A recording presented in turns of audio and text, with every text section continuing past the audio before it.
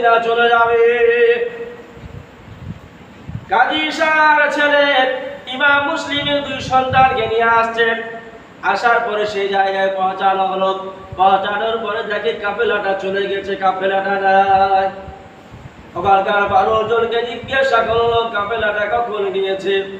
তারা বললো এক্ষুনি গেছে, বেশি দূর যায় না, তোমরা একটু তাড়াতাড়ি করে হেঁটে যাও, তাদের সঙ্গ তোমরা পেয়ে যাবে। কিতাবের ভিতরে লেখা আছে তারা দৌড়াতে শুরু করলো। তাদের পায়ের শব্দ শোনা যায় কিন্তু তাদেরকে দেখা যায় না। কিছু দূর দৌড়ানোর পরে কাজী সারা ছেলে বলল, ভাই বেশি দূর তারা যায়নি, অল্প দূর গিয়েছে, এই রাস্তা ধরে তোমরা ছুটে চলে যাও, তাইলে তোমরা তাদের সঙ্গী হয়ে যাবে, তাদের সাথ পেয়ে যাবে, আর তাদের সঙ্গে তোমরা মদিনা চলে যাবে। আমি এইখান থেকে বাড়ি চলে গেলাম, ওদেরকে রাস্তা দেখিয়ে দিয়ে চলে আসলেন। এরা বাচ্চা 8 বছর আর 10 বছরের বাচ্চা, সারা রাত চলতে আছে, আপনার চলতে পারে না, পা জখম হয়ে গেছে, পা ব্যথা হয়ে গেছে, চলতে পারে না। সারা রাত দৌড়ানোর পরে সকালবেলায় দেখি কুফার বাজার দেখা যায়। ছোট ভাই বলল, বড় ভাই আমরা রাস্তা ভুল করেছি, এই দেখো কুফার বাজার, ভাই আমাদেরকে দিনে কোথাও আত্মগোপন করে থাকতে হবে, নাহলে ইজিদের সৈন্যরা দেখতে পেলে আমাদেরকে গ্রেফতার করে নেবে, আর গ্রেফতার করে হয়তো আমাদেরকে মেরে দিতে পারে। অতএব যে কোনো জায়গায় আশ্রয় নিতে হবে, রাত্রিতে আবার আমরা চলে যাব। তারা আশ্রয় খুঁজতে লাগলো। দেখে আপনার একটা জায়গায় তারা আশ্রয় নিল, সেই জায়গায় লুকিয়ে আছে একজন মানুষের সঙ্গে আপনার সাক্ষাৎ। সেই মানুষটা বয়স্ক, মুখে দাঁড়িয়ে রয়েছে। বলল, বাবা তোমরা কে? বলল, আমরা ইমাম মুসলিমের সন্তান। আর অমনি হাত দোকানাকে ধরেছে, বলে তোমাদেরই খোঁজ করতেছিলাম, চলো আমরা তোমাকে এজিদের দরবারে নিয়ে যাব, এজিদের হাতে তুলে দিতে পারলে পুরস্কারিত হব, পুরস্কার পেয়ে যাব, অতএব তোমরা চলো। এদেরকে নিয়ে আপনার চলে আসলাম, এজিদের কাছে দেওয়া হলো। এজিদ তাকে পুরস্কৃত করলেন, পুরস্কার দিলেন। পুরস্কার দেওয়ার পরে এজিদ বলল, এদের বিচার কালকে হবে, এদেরকে জেলখানায় দিয়ে দাও, এদের বিচার পরে করবো, জেলখানায় রেখে দাও। জেলখানায় রেখে দিলেন। রাত্রি 12টার পরে জেলখানার দারোয়ান গেটটা খুলল। খোলার পরে 2 বাচ্চাকে বের করলো। ইমাম মুসলিমের 2 সন্তান বলল, চাচা গো আমাদেরকে মেরো না, আমাদেরকে ছেড়ে দাও। দারোয়ান বলল, বেটা তোমরা চিন্তা করো না, আমি তোমাদেরকে মারবো না, আমি হুসাইনকে বড় ভালোবাসি, হুসাইনকে খুব মহব্বত করি, আমি নবী বংশের মানুষকে বড় সম্মান করে তোমাদেরকে মারবো না, তোমাদেরকে জেল থেকে ছেড়ে দেব, জেলখানা থেকে বের করে দিব, তোমরা বাড়ি চলে যাও। ইমাম মুসলিমের 2 সন্তান বলল, চাচা যান, সকাল বেলায় আপনার ফাঁসি হয়ে যাবে, আপনার গলাটা কেটে দেবে, চাচা গো আপনি আমাদেরকে ছাড়িয়ে না। দারোয়ান বলল, বেটা রে, নবী বংশের জন্য, নবী বংশীর আহলে বায়াতের জন্য যদি জানটা চলে যায়, জানটা কুরবান হয়ে যায়, কোনো যায় আসে না।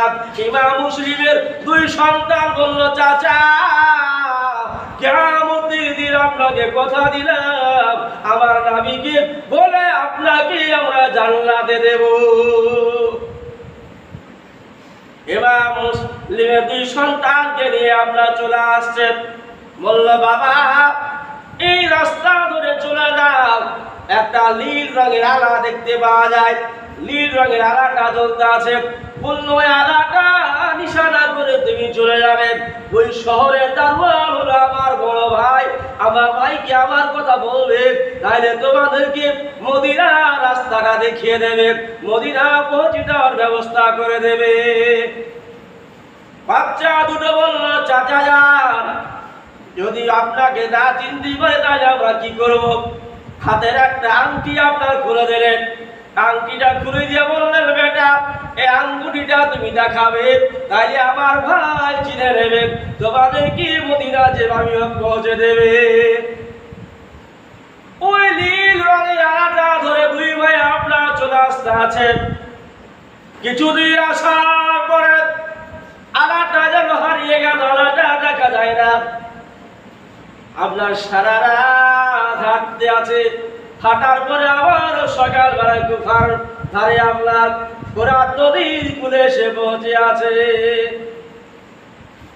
ভাইরা বলল, ভাইরা ছোট ভাই বলল, ভাই আজকেও রাস্তা ভুল করেছি, এই দেখো ফোরাত নদী গো ভাই, আমরা ফোরাত নদীর ধারে ভাই গো কোনো জায়গা দেখো আমাদের আত্মগোপন করা লাগবে, নাহলে কেউ যদি ধরে ফেলে আমাদের মেরে দেবে, কেননা আমরা জেলখানা থেকে পালিয়ে এসেছি, এদিন আমাদেরকে ছাড়বে না।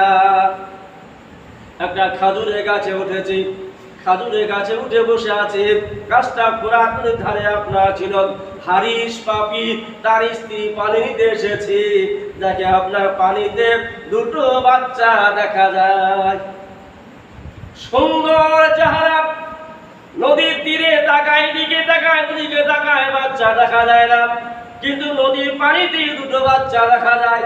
ওপর দিকে তাকিয়ে দেখে, গাছের দিকে তাকিয়ে দেখে বাচ্চা দুটো বসে রয়েছে।